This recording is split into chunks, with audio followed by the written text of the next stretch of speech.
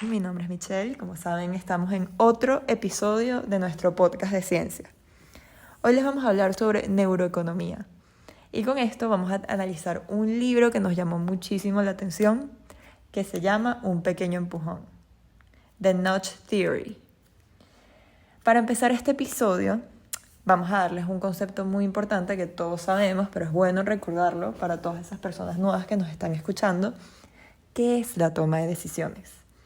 Este es un proceso que se elige una opción entre distintas alternativas. Lo ideal, ojo con esto, es hacerlo de una manera racional.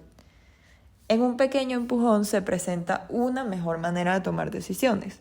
Te dan un nudge, que significa, valga la redundancia, el pequeño empujón. Esto se muestra como el ejemplo claro de promover, por lo menos en el caso que nos dan en el libro, es la alimentación saludable versus prohibir la comida chatarra. Cuando tú promueves la alimentación saludable es un nudge, porque le estás empujando a la gente a hacer algo bueno por ellos mismos.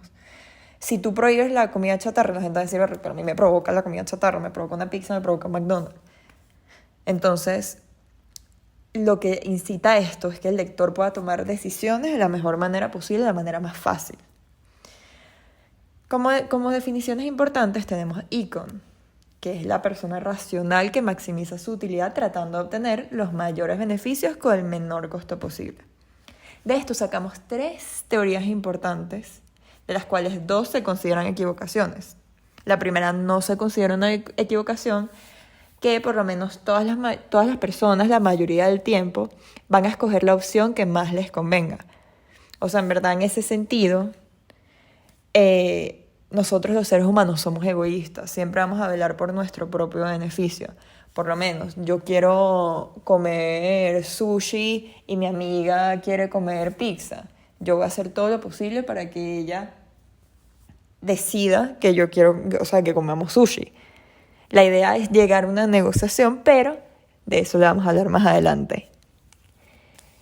Una de las equivocaciones es que es posible evitar influir en la decisión de las demás personas. Esto nos parece una equivocación porque, de una manera u otra, siempre nos vamos a dejar llevar por lo que nos digan los demás. Ojo, esto es relativo porque hay personas que en ese sentido pueden ser un poco más egoístas y tomar la decisión que solo le benefician a ellos, por lo menos. Un ejemplo demasiado simple es como una decisión del día a día. Me pasa con mi hermana que queremos ver una película y diferimos en cuál. Eventualmente negociamos y llegamos a algo que nos beneficia a las dos. Vamos a ver algo que nos gusta a las dos, que vamos a hacer esto que nos gusta a las dos. Capaz no obtengo lo que yo quiero realmente, pero también la otra opción que le hace feliz a ella me puede gustar. Es una manera muy fácil de explicarlo. Más que todo, o sea, por lo menos en mi caso, yo soy una persona indecisa. A veces yo estoy conforme y ya como que con tal de que me haga feliz, yo estoy tranquila. Esto toma parte de la racionalidad, que en verdad hay que llegar a una decisión que nos haga feliz a las personas involucradas en esa toma de decisiones. La tercera equivocación que nos hablan en este libro, bueno, es como una teoría que nos hablan que capaz no sea una equivocación, pero bueno, es una equivocación. El paternalismo implica coerción. Esto es algo que en verdad no es verdad. El paternalismo libertario es algo político, es un concepto político. Y todos, absolutamente todos los partidos en el universo lo escogen. Coinciden que hay que darle a las personas todas las opciones posibles para que ellos puedan tomar una decisión que les convenga. Este tiene como propósito diseñar políticas públicas para mantener o incrementar la libertad de elegir a las personas para mejorar las condiciones para que ellos tomen decisiones. El gobierno tiene que orientar a esas personas a tomar decisiones que sean mejores para sus vidas. Bueno, a pesar de que nuestra mente es un universo y en verdad, aunque no lo crean, nosotros no usamos el 100%, usamos como el 5% de la increíble capacidad que en verdad tiene nuestro cerebro y nuestra mente. A veces también esta nos traiciona. A mí me pasa demasiado que mi mente me traiciona y por lo menos me pasa en la noche que veo que es una sombra y me asusto y en verdad no es nada. Hay cosas que el cerebro como que capta del día. Pasa hasta con los sueños. Tú piensas que soñaste algo y que en verdad no pasó hasta el término déjà vu. Que piensas, esto ya me pasó antes, pero capaz no, capaz sí. la mente en verdad suele como que engañarnos en eso. A estas cosas, estas interpretaciones y lógicas que a veces no nos toman, o sea, nos llevan a no tomar las mejores decisiones son los sesgos. Por lo menos, no sé si el ejemplo de que hay cosas que realmente no somos tan buenos y ese ejemplo de que dicen de que nosotros tenemos dos lados del cerebro, el lado creativo y el lado más racional. Es decir, el lado creativo es esa gente que es más como que le gusta el arte, la moda, las humanidades y el lado más racional es toda esa gente que puede estudiar ingeniería, medicina, matemática pura, etcétera. Y hay personas que es un poco de los dos. Yo siento que en mi caso yo puedo ser un poco de los dos y habrá alguno de los oyentes que capaz diga, a mí me encanta dibujar, pero también soy buenísima en cálculo 1, ¿sabes? O sea, son cosas que a veces es suerte, a veces hay personas que te dicen, yo no sé sumar 2 más 2, o sea, y son cosas que de verdad pasan. Para esto existen 2 sistemas de pensamiento que nos hablan en el libro. El primero siendo rápido, automático e intuitivo, y el segundo es de carácter reflectivo. El primero es como esas veces que hablamos sin pensar, es más impulsivo y menos controlable. No nos esforzamos para pensar así, y por lo menos hay un caso, que es no sé si es mi caso particular, los oyentes ya pensarán si esto es así. Es que es muy cómico y tan común que yo por lo menos me estoy estacionando de retroceso y bajo el volumen de la música. No sé por qué, pero es inconsciente que lo hago. Y en mi familia también me he dado cuenta que es una conducta común. O sea, estoy retrocediendo y bajo el volumen de la música porque por alguna razón no me concentro si estoy escuchando música. O sea, no tiene mucho sentido porque ¿qué tiene que ver el silencio con mi capacidad de estacionarme bien? No tiene sentido. En el caso del segundo sistema, que es un sistema reflexivo, este es más de pensar bien las cosas. Por lo menos en un examen de una materia importante, tienes que pensar bien lo que estás poniendo, si estás en un examen, si estás en una presentación de algún tema en específico, tienes que pensar primero lo que vas a decir. Estos 2 sistemas prueban cómo las personas se basan más en uno o en otro, dependiendo de las situaciones en su vida, pueden hacer también un poco de los dos, como les dije antes. Nos deja pensando cómo la mente engaña y cómo uno mismo la controla como quiere. Es como el video de la bicicleta y el alquiler, que no sé si lo han visto, pero la persona que explica el video te dice que hay unos que escuchan bicicleta y otros que escuchan alquiler y que tú decides qué escuchar. Y es tan impresionante como es verdad. Yo escuché el video 5 veces y lo cambiaba, decía, no, quiero escuchar bicicleta 3 veces y escuchaba bicicleta y después escuchaba alquiler. O sea, la mente en verdad es tan impresionante y tan única para cada persona. ¡Wow! Bueno, seguimos analizando el libro, que si me extiendo yo hablando todo lo que quiero hablar, esto va a durar toda la vida. Con estos 2 sistemas hay 3 reglas que están relacionadas. El anclaje, que es ya tener un hecho que está probado para a raíz de esto hacer suposiciones que pueden no ser verdad. Es como si te dijera que en una fiesta hay 200 personas y de ahí tú agarras que hay 700 mujeres. Eso no tiene sentido y tú lo dices como una suposición que no, o sea, que a veces la hacemos como una manera de hablar. O decir que en la universidad hay 5.500 estudiantes, hay ahí 5.000 mujeres. No, eso no es así. La disponibilidad, que es otra regla, son como esos riesgos que existen. O sea, hay unos riesgos que existen, pero nos preocupamos con esos que son más grandes, por lo menos. Le tenemos miedo a un terremoto de magnitud grave, pero no contamos los riesgos que es ir a la playa y no ponerte protector porque el sol en verdad puede ocasionar cáncer de piel. No le prestamos mucha atención a eso. O por lo menos con todo este caso de la pandemia y el COVID. Todo el mundo que tú le decías, tengo dolor de cabeza, eso puede ser COVID, eso puede ser COVID. Todo lo relacionamos con COVID. No existen ya las otras enfermedades. Yo lo decía el otro día, o sea, no puedo tener dolor de cabeza porque simplemente estoy deshidratada, puedo tener otra cosa, o simplemente puedo ser un resfriado común. Es como siempre nos vamos con lo grande y que es esto, y capaz no. Esto es de verdad súper riesgoso porque está estrechamente relacionado con la accesibilidad y la visibilidad. Bueno, por último, la representatividad es asumir. Por lo menos lo podemos explicar como aquí en Venezuela asumimos que una persona que se nos para al lado en una moto no va a robar.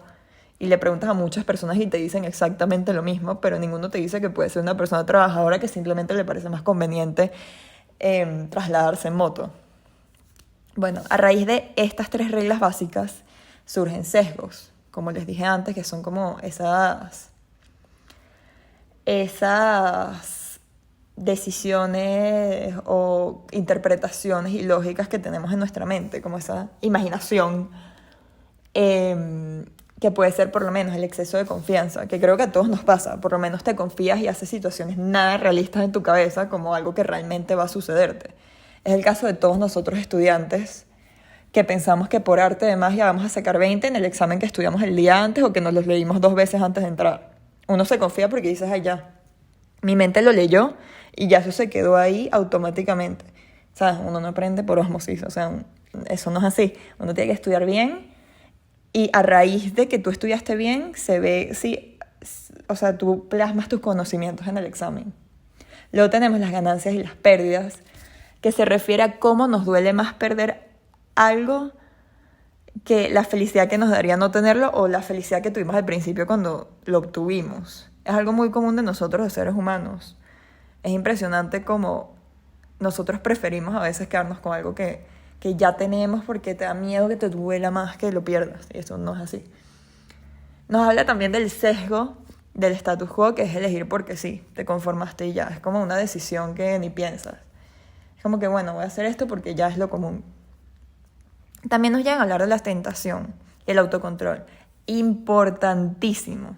Escúchenme esto, importantísimo para nuestra toma de decisiones porque por lo menos en la economía nos dicen que no tiene nada de malo tener varias opciones ya que es posible ignorarlas. Pero en mi caso yo lo veo como, por ejemplo, estoy a dieta y hay torta en mi casa, yo puedo decidir o no comerla o simplemente ignorar que yo estoy haciendo dieta y caigo en la tentación. Esto se produce más que todo cuando hay algún tipo de sentimiento de emoción, algo así que te produce como que wow, me encanta. Pasa con el tema del estudio o salir de fiesta. Claramente las vas a pasar 1000 veces mejor en la fiesta, pero ajá, ¿cómo la pasas después cuando rumbeaste y no estudiaste nada para tu examen y raspas? Es como, ¿cuál es la mejor decisión para mí? La gente suele no como que hacer esa relación entre las decisiones y lo que pasa después. Con esto nos proponen unas estrategias de autocontrol que están relacionadas a la tecnología o al dinero. Hay una app que existe que en verdad se la puedo recomendar a mis televidentes y mis oyentes, porque por lo menos es una app que tú agarras y tomas una foto que es de tu cocina. Entonces es un reloj, es como una alarma que te despierta y no se apaga hasta que vuelvas a tomarle esa foto a la cocina. O sea, si tu cuarto está lejos de tu cocina, te tienes que levantar a juro a tomar la foto. Bueno, lo siguiente también es que por lo menos nos dan un ejemplo de cómo te dan dinero para terminar tu tesis. Sabes que si te dan una cierta cantidad de dinero si presentas un capítulo de la tesis cada vez que... O sea, tienes como esa presión de hacerlo. Como que, ay, quiero el dinero, entonces voy a hacer el capítulo. Si no lo hago, no tengo el dinero. Se habla también como los seres humanos somos como un rebaño, solemos seguir a los demás y que muchas de nuestras conductas se basan en lo que vemos de los demás. Existe esa presión social que todos la sentimos en determinado momento. Está el efecto de la conformidad, que el individuo simplemente se entrega a lo que los demás hacen y ya, sucumben al grupo. O sea, es el ejemplo perfecto de si Pepito se lanza al barranco, yo también me lancé. El ejemplo típico que nos pone nuestra mamá.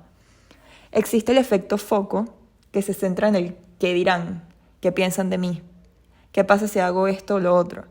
Esto es algo que en nuestra sociedad la gente le preocupa bastante, si me he visto así o no, qué pensarán de mí. Básicamente, en verdad, la realidad es que nadie te está prestando atención. Eso es algo que nosotros nos imaginamos, pero por algún motivo se actúa como si tuviesen una cámara encima todo el día. Hay gente que capaz sí le importará lo que hagan los demás, pero, o sea, eso ya es como que a interpretación de cada quien. El efecto boomerang muestra que si se quiere orientar a las personas hacia una conducta socialmente deseable, no se les puede decir que están actuando mejor de lo normal. Por otra parte, también existe el efecto impronta, que es el menos pensado. Es como el cerebro que está funcionando automáticamente. Algunas influencias hacen que esta información llegue más rápido al cerebro. Existe el efecto de la mera decisión, que se refiere al descubrimiento de que cuando las personas se les pregunta qué piensan hacer, es más probable que actúen de acuerdo a lo que están diciendo. El nudge, que representa preguntar a la gente qué piensa hacer, puede reforzarse si se pregunta sobre cuándo y cómo piensas hacerlo. Es como si a mí me preguntaran, ¿qué quieres hacer cuando te gradúes? Pero me tienen que preguntar, o sea, mi respuesta va a ser más real si me dicen cuándo te quieres ir, si me quiero ir del país, o cuándo me gradúo y cómo pienso yo irme si me quiero ir, en mi caso. Esta idea entra dentro de la categoría denominada factores canal, que es un término que se usa para las pequeñas influencias que pueden facilitar o inhibir ciertas conductas que hacen que se requiera ese nudge, ese pequeño empujón para hacerlas. Y bueno, y con esto vamos a la pregunta principal, la que todos nos estábamos esperando. ¿Cuándo necesitamos un nudge? Es necesario cuando hay que tomar decisiones difíciles que nos cuestan. Las decisiones poco frecuentes, que suelen ser las más difíciles, son por lo menos las que le dije antes, o qué hacer si fallece mi familiar repentinamente. Eso es cuando no tenemos como una retroalimentación amplia, solo nos dan opinión también de las opciones que elegimos o de las más no de las que rechazamos. O sea, la gente siempre va a tener una opinión sobre que tú les dices, mira, puedo hacer esto, pero no nos dan otras opciones. Hay una dificultad muy grande que tenemos nosotros los seres humanos entre elección y beneficio. No sabemos que las decisiones que tomamos llevarán al camino que queremos. O sea, es como nos arriesgamos a tomar las decisiones y no sabemos realmente si eso nos beneficia o no. Depende, claro, depende de las decisiones, porque a veces tú puedes decir, creo que esta decisión me beneficia, pero puede ser todo lo contrario. Bueno, luego nos hablan, ya aquí me dejo de extender tanto, en la arquitectura de las decisiones. Esto muestra cómo existen los principios conductuales a la toma de decisiones. El punto de todo esto que nos hablan es que hay opciones disponibles que deben presentarse de forma tal que sean compatibles con lo que nosotros respondemos. Y que si alguien influye indirectamente en las decisiones que tomamos nosotros, es en verdad un arquitecto de las decisiones. Es como el puppet master, o sea, esa persona que controla. Los principios básicos de una buena o mala arquitectura pues, son las opciones por defecto, que es el camino más fácil. Hay preguntas que tienen respuestas simples que la mayoría puede elegir, pero queda por parte del arquitecto de decisiones elegir su propia opción y darle el chance a los demás de hacerlo también.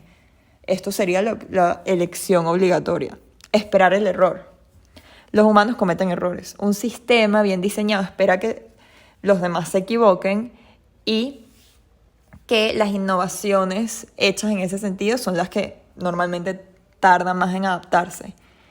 Algo tan simple que, por lo menos, al hacer un trabajo cometemos errores que capaz no nos damos cuenta porque pertenecen a pasos anteriores, como la búsqueda de información, por lo menos. Luego también tenemos proporcionar feedback. Ayudar a los demás dando nuestra opinión y ayuda, decirles si están haciendo bien o mal. O sea, es por lo menos cuando tú estás ayudando a una persona con una materia y esta persona hizo mal el ejercicio, tú lo guías y le dices, mira, en verdad eso no es así, lo tienes que hacer así.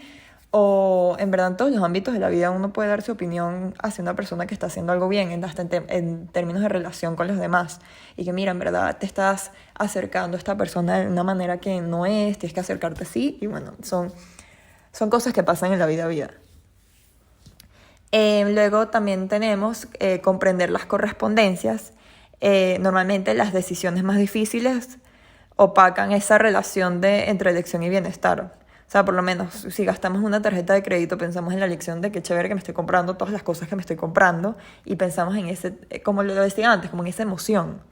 Pero no en las deudas que nos llega después de la tarjeta de crédito.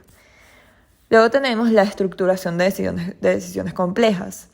Por lo menos nos hallamos ante un pequeño número de alternativas que conocemos bien y tendemos a examinar todas las características de las opciones y después comparamos. Pero cuando las opciones son tantas, a veces como que nos dispersamos y utilizamos otras estrategias y esto puede causar problemas para la toma de decisiones. Y por último, es el incentivo. Es una forma de empezar a pensar en los incentivos y hacer 4 preguntas sobre una arquitectura. ¿Quién utiliza? ¿Quién elige? ¿Quién paga? ¿Y quién se beneficia? Esto hay que hacer como un análisis estándar de incentivos y lo importante es la visibilidad.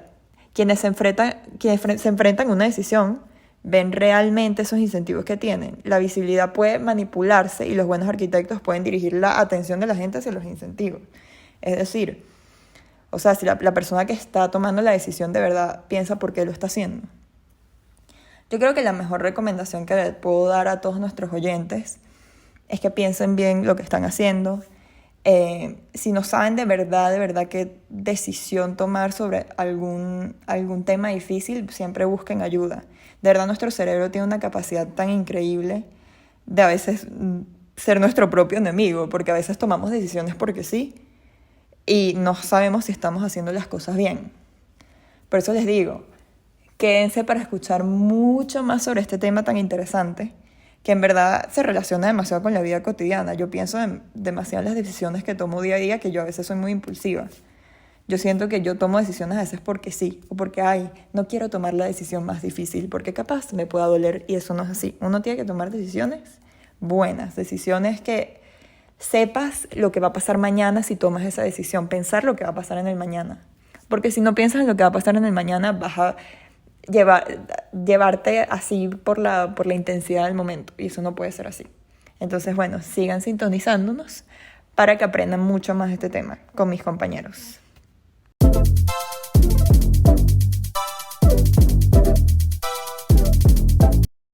En esta parte vamos a hablar sobre lo relacionado con el dinero, específicamente cómo influyen las terceras personas en las tomas de las decisiones económicas. Es decir, que hay personas que influyen indirectamente en las decisiones que nosotros mismos tomamos, como por ejemplo, en este caso podemos relacionarlo con la forma de invertir en criptomonedas, ya que todo el mundo está invirtiendo en ellas. Nos unimos de forma masiva a estas decisiones. Por ello se puede decir, como por ejemplo, que todos somos los arquitectos de nuestros propios sueños. Así como somos los arquitectos de nuestros propios sueños, también somos los arquitectos de nuestras propias decisiones, que estas van a influir en todos los seres humanos. Y por ello tenemos que hacer que esta arquitectura de nuestros sueños refleje una buena comprensión de cómo nos comportamos y cómo interactuamos con los demás y con nuestro alrededor y la parte económica. Ahora bien, en esta parte vamos a hablar acerca de los planes de pensiones que se tienen que basar en los principios conductistas a fin de mejorar el futuro económico de cada persona. Como por ejemplo están los planes de contribución definida, que es cuando uno está en cualquier trabajo, ¿verdad? Y la empresa decide realizar contribuciones monetarias de forma anual para beneficiar al empleado al final de cada año. Aquí, por ejemplo, el empleado puede retirar dichos fondos cuando se retira de forma definitiva de su trabajo, y digamos que es una especie de ahorro futurista que tiene en caso de no continuar en su trabajo. Ok, aquí en esta parte vamos a hacer una comparación de las dificultades que presentan los planes de pensiones de forma tradicionales en Estados Unidos. Ok, aquí vamos a decir que los planes de contribución definida se basan prácticamente que sus beneficios van a depender de las contribuciones al plan y de sus rendimientos. También están los planes de beneficios definidos, que los ingresos se van a recibir en un futuro y estos van a estar determinados por un monto máximo anual. Por ello, se puede realizar este retiro con total libertad.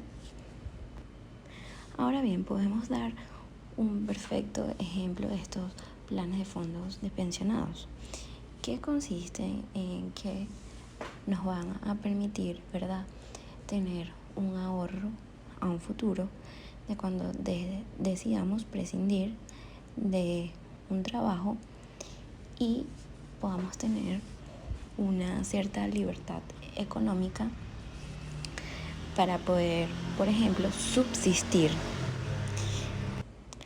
Gracias a ello se puede decir que vamos a poder ahorrar más para un futuro lejano, para un futuro incierto, para un futuro que va dependiendo de las tomas de decisiones de otras personas, pero que al final generan un beneficio en el empleado.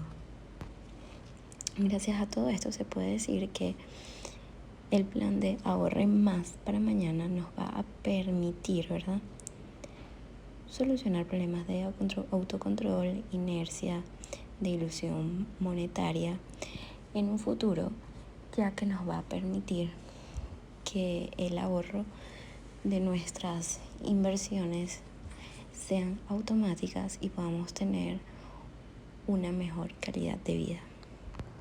Ok, ahora vamos con la parte de invertir.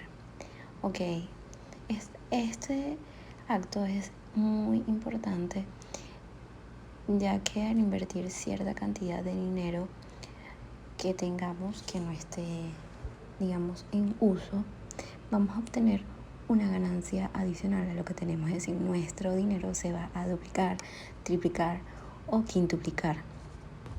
Por ello se puede decir que invertir dinero es una muy buena opción hoy en día, ya que esta nos va a permitir que se creen muchos empleos. Muchas personas van a tener la oportunidad de poder conseguir un muy buen trabajo remunerado y que pueda satisfacer todas sus necesidades para que todos podamos convivir en una sociedad de calidad. Por ejemplo, antes podíamos observar cómo las personas preferían dejar sus activos, es decir, su dinero congelado en el banco sin producirlo. Esto es un grave error. ¿Por qué? Porque este no va a aportar ningún beneficio económico y, por ejemplo, si estamos en un país tercermundista, este puede llegar a generar una inflación, entonces el dinero que está en el banco se devalúa. Por ello, se quiere decir que si queremos ahorrar a un largo plazo y triplicar o multiplicar nuestro dinero, es bueno invertir.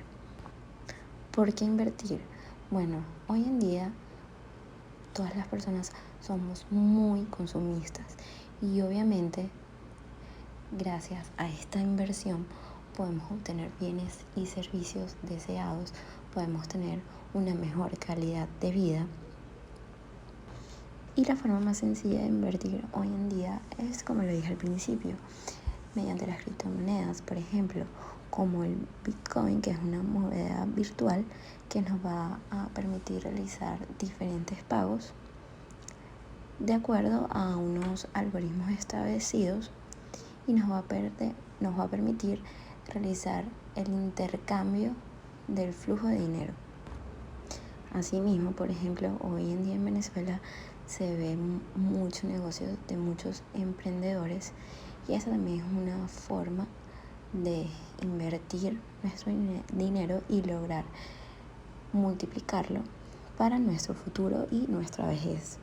Bueno, aquí en esta parte del libro hacen referencia a las opciones de inversión que tienen los estadounidenses y muestran una serie de errores que pueden suceder. Por ello es importante, ¿verdad?, que al momento de invertir se vea esto como una ganancia a largo plazo y no a corto plazo, ya que mientras más dinero se tenga invertido y en un mayor plazo, más retribuciones económicas vamos a obtener. Asimismo, no se puede invertir nuestro dinero en un solo lugar. Hay que diversificar para poder obtener mejores beneficios. En Estados Unidos, normalmente se invierte un 60% de los fondos en renta variable y el otro 40% en la renta fija. Pero bueno, no todos los inversores se dejan llevar por esta norma. Por ejemplo, otro de los errores es que normalmente en los mercados bursátiles, cuando está decayendo el precio de alguna criptomoneda, de algún activo, normalmente los compradores tienden a asustarse y correr a vender sus acciones, sus activos, sus criptomonedas, entre otros. Y esto no es recomendable, ya que estas van en una tendencia de alta y baja. Asimismo, por ejemplo, las noticias como por ejemplo la de Rusia y Ucrania hace que normalmente estos compradores vendan de una vez todas sus acciones, o por ejemplo la pandemia del COVID fue otra causa que genera esto. Por ello se puede llegar a decir que estas terceras personas, estos terceros causales, sí van a influenciar de forma negativa o positiva, dependiendo de el punto de vista que lo queramos ver, en nuestra toma de decisiones financieras. Ahora bien, en esta parte acerca de los mercados de créditos en Estados Unidos, nos van a permitir observar las limitaciones que existen en ellos, ya que por ejemplo existen hipotecas que son de alto riesgo y básicamente estas nos van a permitir adquirir, por ejemplo, cualquier tipo de vivienda, y normalmente se basa o va orientada para personas que no tienen mucha solvencia económica. Y esta, digamos que influye en un menor riesgo para los otros créditos, o sea, que se deseen adquirir. Bueno, aquí podemos realizar un estilo de comparación con los créditos que se dan en las tarjetas de crédito, valga la redundancia, en Estados Unidos, que son créditos excesivamente altos, que normalmente las personas se endeudan y obviamente generan unos incentivos irreales que al final van a determinar la toma de decisiones de las personas de optar o no a esto. Por ello es importante que toda esta información que se está dando sea de una forma transparente y de forma digital, que nos permita obtener unos beneficios reales, seguros y transparentes. Ahora bien, ahora vamos con otra parte de este libro que lo podremos segmentar en la sociedad, y está relacionado con privatizar la seguridad social. Ok, esta parte hace mención en relación a la jubilación en Suecia, que está referida a los sistemas de pensiones. Bueno, en esta parte hace referencia a los 3 tipos de niveles de pensión.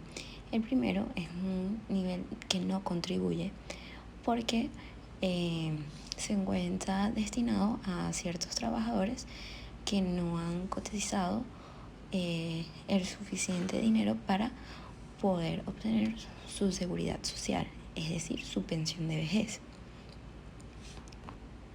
ya que esta no cubre con el monto mínimo establecido para poder obtener, es decir, que el monto es inferior al que se encuentra determinado.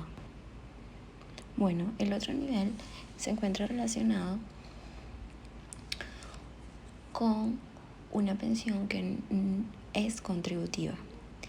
Es decir, se utiliza la contribución de las empresas y de los trabajadores. O sea, es decir, que ponen un porcentaje de su salario para al final del año estos puedan ser agregados y puedan obtener sus pensiones. Por ello, la contribución por parte del empleado y por parte del trabajador va a permitir financiar estas prestaciones y que puedan ser utilizadas para el beneficio personal de la persona. Esta se encuentra determinado por un porcentaje en específico que consiste en el 16% del salario del empleador. Es contributiva, va a estar determinado, a diferencia de la segunda, por un porcentaje de 2.5% del salario del trabajador. Pero aquí se diferencia, ya que los pensionados o los trabajadores, ¿verdad?, si tienen varios trabajos, o sea, todos esos montos se pueden aportar a los diferentes fondos de pensiones y estos son utilizados o dados por los diferentes entes privados. O sea, es decir, no requiere de que sea una sola empresa en específico, o sea, una sola entidad. Y esto recae en la importancia de la toma de decisiones, ya que el sesgo de disponibilidad favoreció a la inversión referente a la calidad de vida que estas personas van a lograr obtener en un futuro. Y en esta parte vamos a nombrar un concepto muy importante, que es el sesgo económico, que es una clasificación de los sesgos que van a influenciar las finanzas del comportamiento, que van a explicar las anomalías que no son de forma racional del mercado de valores. Y aquí viene la toma de decisiones. ¿Por qué? Porque normalmente dichos inversores van a preferir invertir su patrimonio, ¿verdad?, en los mercados nacionales a diferencia de los internacionales, ya que siempre va a ser preferible invertir en nuestro propio país, ya que conocemos toda la metodología, todo lo que se puede. Por ello siempre se dice que es preferible invertir en un país que uno conozca y pueda controlar, a que en uno que no se pueda controlar de forma directa. Bueno, básicamente en esta parte trata acerca de los medicamentos que los estadounidenses tienen que pagar mediante su póliza de seguro, las cuales se las otorgan las empresas donde trabajan. Bueno, aquí en esta parte realizan un sistema especial para los jubilados, el cual están en alianza con las empresas Medicare y Recap, los cuales realizan planes de gestiones para las pólizas de acuerdo a los medicamentos que estos jubilados requieran, o por ejemplo los que utilizaron. Pero la disyuntiva nace en la parte de que si estos jubilados eligen el plan de acuerdo a sus requerimientos, donde va a permitir separar el sesgo del statu quo, que es el estado de los hechos o de las cosas. Y en esta parte es donde entra la etapa de las tomas de decisiones, ya que esto va a dar un pequeño empujón que va a permitir comparar, por ejemplo, para estos jubilados los costos de sus medicamentos de acuerdo al plan de jubilación que tienen, el plan de póliza, y si pueden cubrir estas cantidades monetarias. Por ello se requiere establecer una buena organización que tenga opciones selectivas, simples y sencillas, que puedan beneficiar a las tomas de decisiones, para que estos jubilados puedan tener las opciones necesarias y satisfactorias para su bien común. creando un sistema simple como lo menciona en el libro.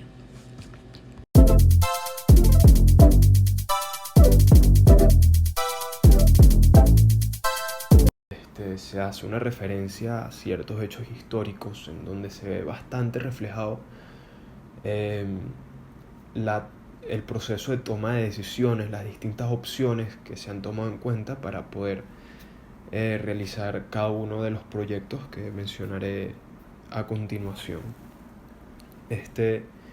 El primero al que haré referencia me llamó bastante la atención, tiene que ver con la donación de órganos, que es un hecho que marcó la historia desde el 1954 hasta hoy en día.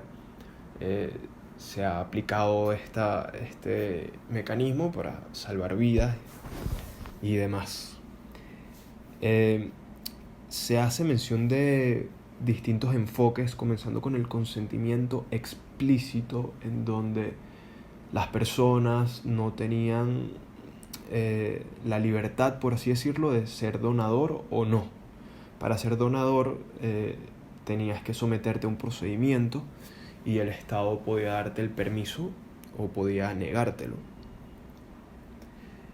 Otro enfoque que me llamó bastante la atención es la extracción habitual, en donde el Estado tenía como derecho la extracción de los órganos a las personas ya fallecidas, a los cuerpos ya fallecidos. Lo que me hace, me hace bastante sentido esta práctica. No encuentro ninguna justificación para que no se pueda extraer un órgano que ya está en desuso para salvar vidas, para poder utilizarlo para el bien y alargarle y alegrarle la vida a montones de familias, montones de personas. Otro enfoque es el consentimiento implícito, en donde, básicamente es lo contrario al consentimiento explícito, en donde las personas tenían la libertad de ser donadores de órganos o no, lo que trajo como consecuencia muchas más donaciones de órganos. El libro hace mención de que en Estados Unidos, si los supervivientes no ven un carnet de donantes, los familiares rechazan las peticiones de donación aproximadamente la mitad de las veces. Es decir, la tasa de rechazo es mucho más baja en los países con leyes de consentimiento implícito. Esto me lleva a la reflexión de lo importante que es la toma de decisiones, que distinto es aplicar un enfoque explícito a uno implícito y cómo esto impacta a la vida de los seres humanos, cómo el resultado puede ser tan distinto con una aplicación o un enfoque determinado. El siguiente tema que mencionaré es sobre salvar al planeta y las decisiones y complicaciones que han tenido los gobiernos y autoridades para disminuir la contaminación. Sí es cierto que durante los últimos años una gran atención se ha enfocado en disminuir la contaminación, se han sabido las consecuencias que trae la contaminación en la salud de las personas, las muertes prematuras, y se han llevado a cabo ciertos proyectos que no siempre han sido favorables para la contaminación, debido a que muchos de estos son excesivamente costosos o agresivos, que inclusive pueden alargar la vida de las instalaciones más sucias y antiguas. Y es que el libro hace énfasis en que en la mayoría de los casos los gobiernos intentan proteger el medio ambiente de una forma autoritaria y poco liberal. Las tecnologías que hoy en día nos ayudarían muchísimo no han sido especificadas, y da el ejemplo de los carros, que más bien no es tanto la evolución tecnológica, sino la reducción general de la emisión del monóxido de carbono, que en los coches nuevos ha disminuido un 90%. Sin embargo, no se termina de implementar una tecnología verde y los mercados que juegan para lograrlo son bastante... No son tantos en proporción a cada persona, a cada población, a cada carro que circula en el mundo.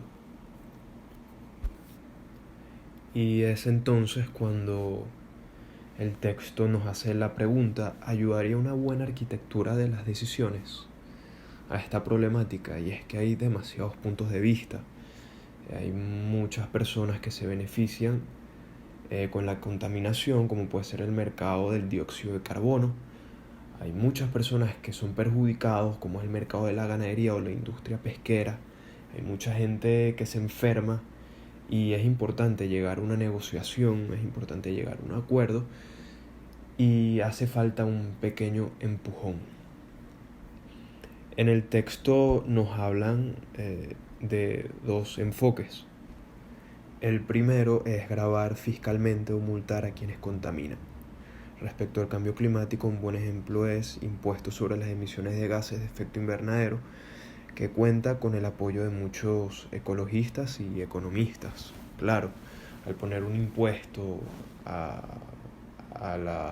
mercado de la gasolina, estarías incentivando a las personas a usar menos el coche o optar por otras alternativas menos contaminantes, fortaleciendo y apoyando a las industrias que estén trabajando en este mismo objetivo.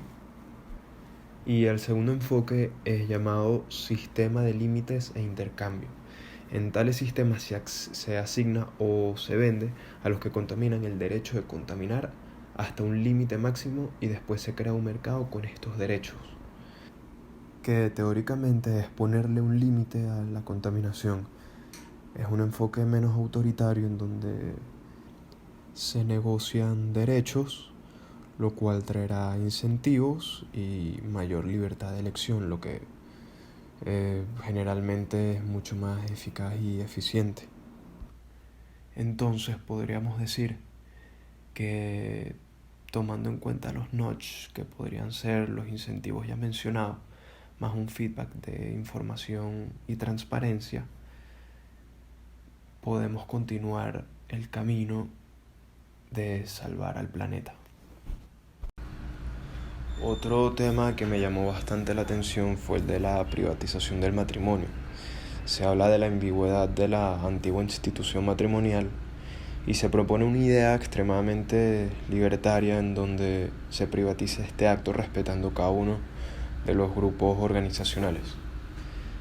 De acuerdo a la propuesta, el matrimonio ya no aparecería en las leyes y ninguna instancia gubernamental otorgaría ni reconocería las licencias del matrimonio, es decir, el acto matrimonial se aislaría de las sanciones de los gobiernos y del paradigma religioso. A mi parecer, esto me parece un gran notch, ya que se ampliaría mucho las tomas de decisiones, ya que los grupos eligieran el método que mejor les parezca y que más satisfagan sus necesidades para ejercer el matrimonio. No habría una sola forma de matrimonio, que es la que hoy en día conocemos, el matrimonio civil y religioso, sino que habría más amplitud y libertad. Por supuesto, las políticas la tomarían ellos mismos, las decisiones las tomarían ellos mismos, los convenios se acordarían entre estos grupos y no seguir un protocolo estándar, romper con el paradigma, pues. Me parece un notch porque es una forma, es un empujón, es una manera para que este proceso sea inclusive más genuino. Ya sabemos que el matrimonio trae muchos beneficios, muchas conveniencias, y esto sería una forma de evolucionar, de avanzar y de ejercer tu decisión. Bueno, y para concluir, el libro nos habla en el capítulo 14 de una docena de notch, que son precisamente 12 notch, 12 empujones que nos podrían ayudar en momentos de dificultad de autocontrol o impulsividad. Como por ejemplo, dejar de fumar sin parches. Los fumadores que desean dejar el tabaco sin este mecanismo del parche abren una cuenta con un mínimo de $1, una cuenta bancaria, y todo el dinero que hubiese sido invertido para la compra de cigarros es depositado y ahorrado ahí, lo que sirve de una motivación porque a lo largo de los 6 meses del año el fumador puede darse cuenta del beneficio económico que ha conseguido. Eso puede ser un empujón bastante efectivo, al igual que cascos de motos. Hay muchos países el casco es obligatorio. Sin embargo, el conductor puede asumir el riesgo y decidir si llevar el casco o no. Entonces la propuesta que nos indican en esta noche es que los motorizados estén 100% informados de los peligros que pueden tener al tomar la decisión de no usar el casco, e inclusive sacar un carnet para que se tenga una constancia de que el motorizado sabe y está consciente de todas las consecuencias negativas que pueden ocurrir en el trayecto al no estar 100% protegidos. Otro ejemplo que me llamó bastante la atención es el de $1 diario, que habla de la problemática de los embarazos precoces. Entonces, en Carolina del Norte se le da $1 a las chicas menores de edad por cada día que no hayan salido embarazadas, lo cual es un gasto totalmente insignificante para la ciudad y ha traído muy buenos resultados para combatir esta problemática. Pero sin ninguna duda, a mi parecer, el notch más efectivo es el último, que habla de la comprobación de la cortesía. Este notch habla de momentos donde pasamos por una intensidad emocional bastante fuerte y tenemos ganas de mandar un mensaje o de tener una conducta. El ejercicio es escribir ese mensaje, desahogarte, decir todo lo que piensas, todo lo que estás sintiendo, todos los insultos que pudiste haber dicho, y guardar esa carta para que en un momento posterior puedas leerlo y te des cuenta de si valía la pena decir todo lo que estaba en esa carta o hacer todo lo que estaba en esa carta. La mayoría de los casos las personas se ven sorprendidas y hasta sienten cierto arrepentimiento, por lo cual me parece un sistema totalmente óptimo para darse cuenta que en momentos de impulsividad la mejor vía es la del autocontrol. Y bueno, sin más nada que agregar y esperando que haya sido de bastante utilidad la información suministrada, me despido con un fuerte abrazo y nos vemos el próximo lunes a la misma hora. Hasta luego.